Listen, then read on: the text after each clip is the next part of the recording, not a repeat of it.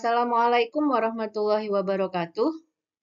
Halo guys, selamat ketemu lagi dalam pembelajaran saya, akuntansi. Kali ini saya dapat email masuk dari seorang subscriber saya.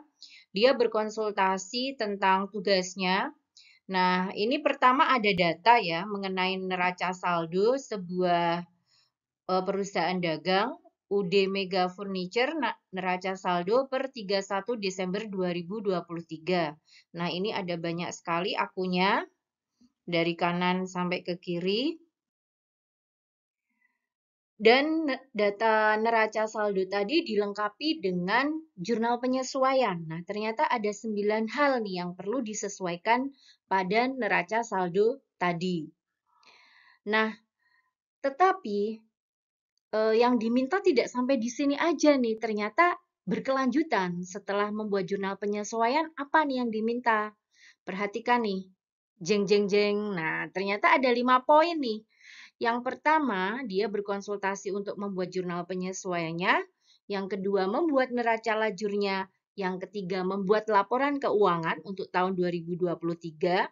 Yang keempat, membuat jurnal penutup. Dan yang kelima, membuat daftar saldo setelah penutupan. Oke guys, kalau ini semua saya bahas dalam satu kali pertemuan, tentu durasinya amat sangat panjang. Seperti saya udah pernah ya di video sebelumnya, satu siklus itu saya hampir 1 jam. Bahkan ada yang untuk perusahaan dagang itu saya pecah, setiap sesinya itu 1 jam, jadi total 2 jam. Jadi tidak mungkin semuanya ini akan saya bahas dalam satu pertemuan. Oke, sehingga pada video kali ini saya hanya akan membahas satu poin aja, yaitu jurnal penyesuaiannya. Buat kalian yang ingin mengetahui episode selanjutnya, neraca lajur, laporan keuangan, jurnal penutup, serta daftar saldo setelah penutup, silahkan disimak video part 2-nya atau video setelah video ini. Oke, mari kita simak jurnal penyesuaiannya. Seperti biasa, untuk membuat jurnal penyesuaian, saya membutuhkan kolom seperti ini, UD Mega Furniture, jurnal penyesuaian, periode 31 Desember. Wah, ini kurang D ya. Periode 31 Desember 2023, ini ada kolom tanggal, keterangan, referensi, debit, dan kredit. Oke guys, kita mulai. Ini saya hadirkan kembali neraca saldo di slide tadi. Karena apa? Karena untuk membuat jurnal penyesuaian, kita harus berpegang teguh pada neraca saldo ya. Untuk apa? Untuk menentukan jenis akun yang akan kita gunakan dan untuk menentukan metode apa yang akan kita gunakan dalam membuat jurnal penyesuaian. Oke, seperti itu ya. Kita lanjut mulai dari soal yang pertama. Ini saya munculkan.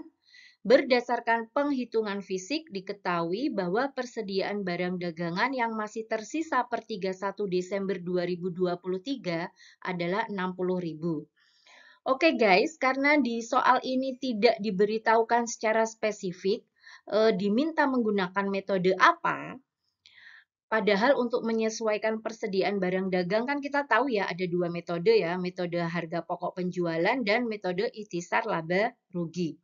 Nah, di soal ini tidak disebutkan oleh pembuat soal tidak disebutkan harus menggunakan metode apa, maka secara inisiatif saya akan membuat jurnal penyesuaian persediaan barang dagang ini menggunakan metode HPP. Nah, kalian jika ingin menggunakan metode ikhtisar laba rugi silahkan. Sudah banyak video saya ataupun video yang lainnya membahas bagaimana cara menyesuaikan persediaan barang dagang dengan metode ikhtisar laba rugi. Oke, kita mulai ya menyesuaikan persediaan barang dagang dengan metode HPP. Untuk menyesuaikan persediaan barang dagang metode HPP, maka di posisi debit yang kita butuhkan itu adalah persediaan barang dagang akhir ini sebesar 60.000. Kemudian ini retur pembelian sebesar 20.000, kemudian potongan pembelian sebesar 17.000. Ini ada di posisi debit ya, 3 ini. Kemudian di posisi kredit yang kita butuhkan nanti, yang pertama adalah persediaan barang dagang awal, ini 25.000. Kemudian ada pembelian sebesar 80.000 dan beban angkut pembelian sebesar 5.000. Nah, tiga ini persediaan barang dagang awal 25.000, 80.000 dan 5.000 ini beban angkut ada di posisi kredit. Oke, ini kolom yang sudah kita buat tadi ya. Nah, kita masukkan data-data yang saya sudah sampaikan tadi. Ini datanya, di posisi debit ada persediaan barang dagang akhir 60.000, retur pembelian 20.000, dan potongan pembelian 17.000. Di posisi kredit ada persediaan barang dagang awal 25.000, pembelian 80.000, dan beban angkut pembelian 5.000. Oke guys, ini belum imbang ya antara debit dan kredit. Coba kita jumlahkan. Di posisi debit 60.000 ditambah 20.000 ditambah 17.000 hasilnya adalah 97.000. Di posisi kredit 25.000 ditambah 80.000 ditambah 5.000 hasilnya adalah 110.000. Nah kan nggak imbang. Dalam akuntansi harus balance antara debit dan kredit. Bagaimana menyeimbangkannya? Maka posisi debit harus kamu tambah. Harus kamu tambah berapa biar seimbang? Ya harus ditambah selisihnya. Selisih berapa nih? Kita cari. 110.000 dikurangi 97.000 hasilnya adalah 13.000. Nah, ini kita tambahkan di posisi debit dengan memunculkan akun HPP. Nah, gitu. Tadi kan saya di awal udah bilang ya, kita menggunakan metode HPP, harga pokok penjualan. Oleh karena itu, kita munculkan akun HPP. Sebesar 13.000 diperoleh dari selisih posisi debit dan posisi kredit. Oke, nomor 1 sudah terselesaikan. Kita lanjut ke nomor 2. Kembali ke neraca saldo nomor 2. Barang habis pakai yang tersisa di gudang tinggal 40.000. Nah, barang habis pakai ini adalah termasuk aset lancar, harta lancar. Oleh karena itu ketika disesuaikan maka dia bisa langsung kita debitkan. Nah, ini 104 ini nanti di posisi kredit. Debitnya apa? Kita cari nih. Dia ada aturan menggunakan beban apa nih? Oh, ternyata ada beban bahan habis pakai. Nah, maka debitnya adalah beban bahan habis pakai, kreditnya adalah bahan habis pakai. Nah, angkanya sebesar berapa nih? Sebesar yang sudah digunakan. Di sini datanya 90.000, yang tersisa adalah 40.000. Sehingga berapa yang sudah digunakan? 90.000 dikurangi 40.000 hasilnya adalah 50.000. Nah, angkanya sebesar 50.000 ini. Oke, kita kembali ke kolom jurnal penyesuaiannya. Kita munculkan soal yang tadi, barang habis pakai yang tersisa di gudang, maka jurnal penyesuaiannya adalah debitnya beban bahan habis pakai 50.000, kreditnya bahan habis pakai 50.000. Seperti ini ya. Kita lanjut ke soal nomor 3. Soal nomor 3, penyusutan peralatan toko 10% per tahun dari harga perolehan. Nah, ini menyesuaikan harta tetap. Maka untuk menyesuaikan harta tetap, kita membutuhkan akun ini, beban penyusutan peralatan toko, ini di posisi debit. Kreditnya adalah ini, akumulasi penyusutan peralatan toko. Jadi kita menggunakan nama-nama akun yang udah disediakan ya oleh perusahaan.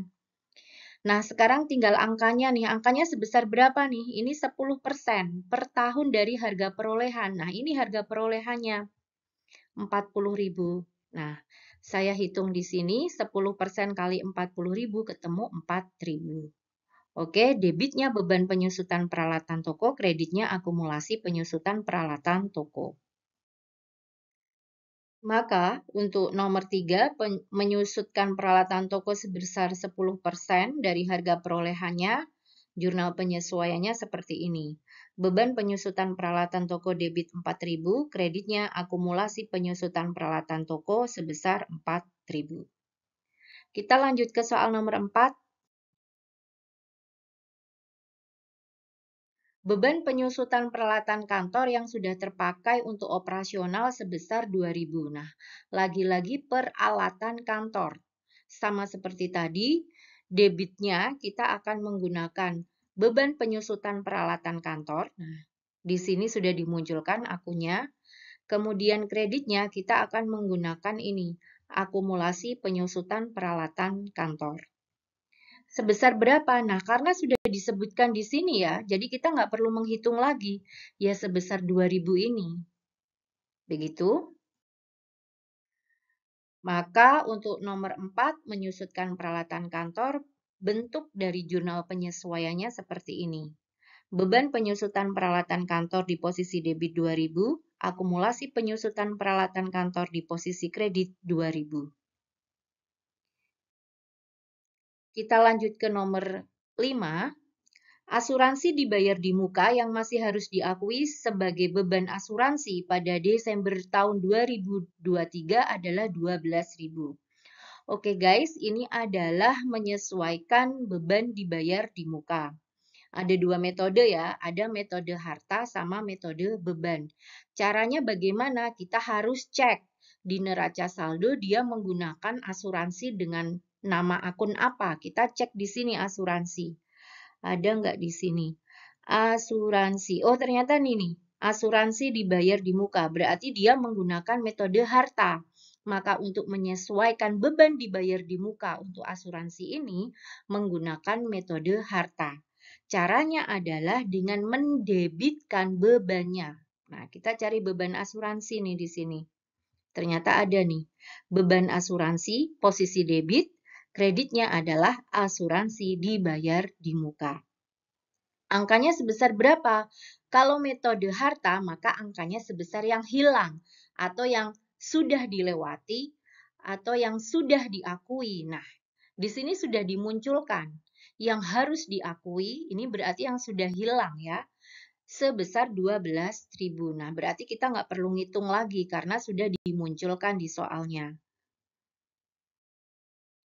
Maka, bentuk jurnal penyesuaian dari asuransi dibayar di muka adalah seperti ini. Nah, debitnya beban asuransi sebesar 12.000, kreditnya adalah asuransi dibayar di muka sebesar 12.000. Kita lanjut ke nomor 6. Penyusutan gedung toko menggunakan metode garis lurus. Gedung toko ditaksir memiliki umur ekonomis 50 tahun. Oke, ini adalah menyesuaikan harta tetap ya. Maka debitnya kita akan menggunakan beban penyusutan gedung toko. Ini posisi debit. Kreditnya adalah akumulasi penyusutan gedung toko. Nah, angkanya sebesar berapa nih? Nah, di sini udah diketahui metodenya garis lurus selama 50 tahun. Oleh karena itu, ini nilai dari gedung toko sebesar 500.000 ini kita akan bagi dengan 50 tahun.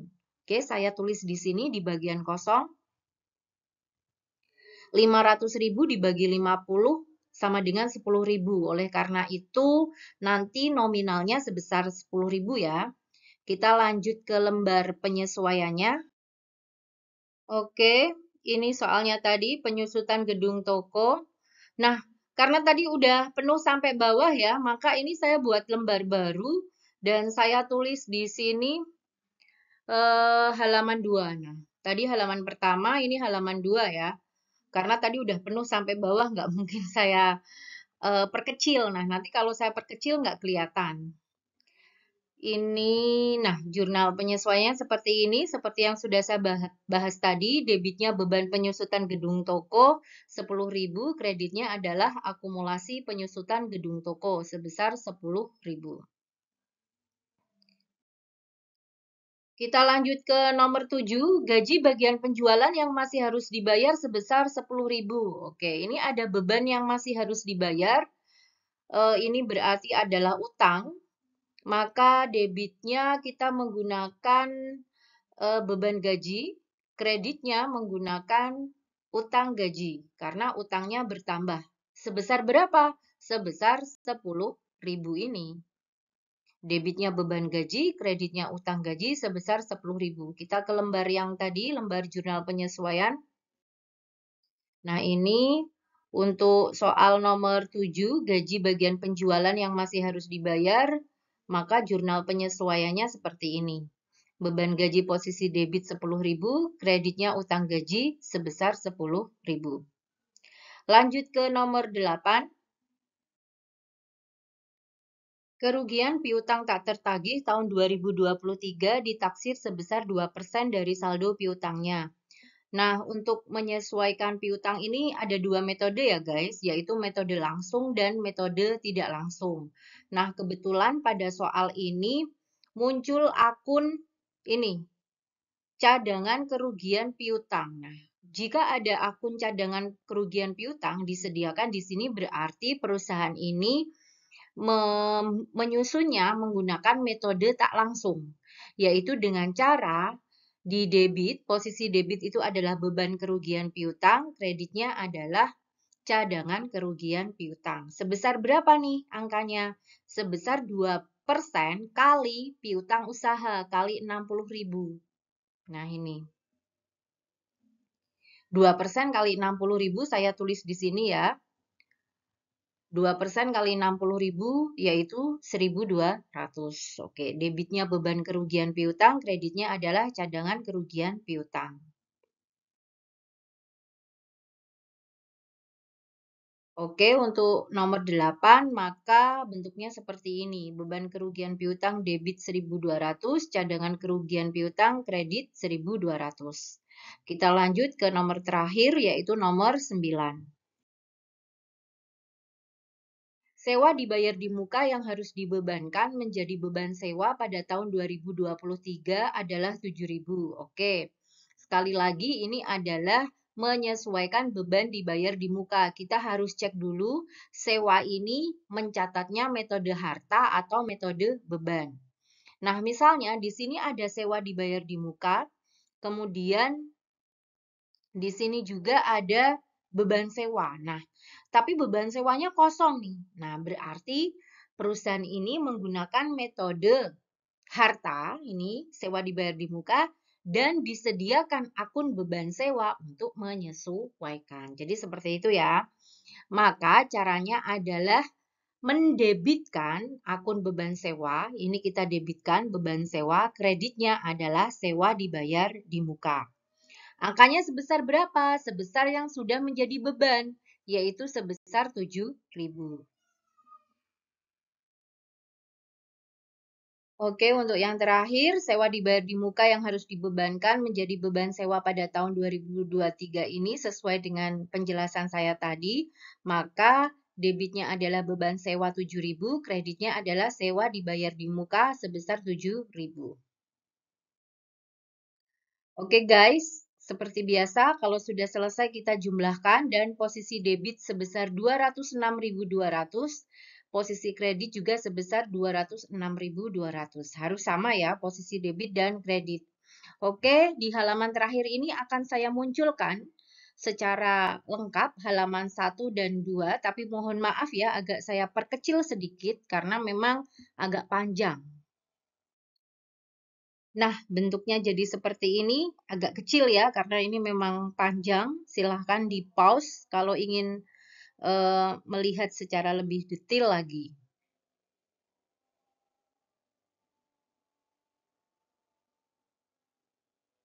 Terima kasih sudah menyimak video saya. Jangan lupa subscribe, and wassalamualaikum warahmatullahi wabarakatuh.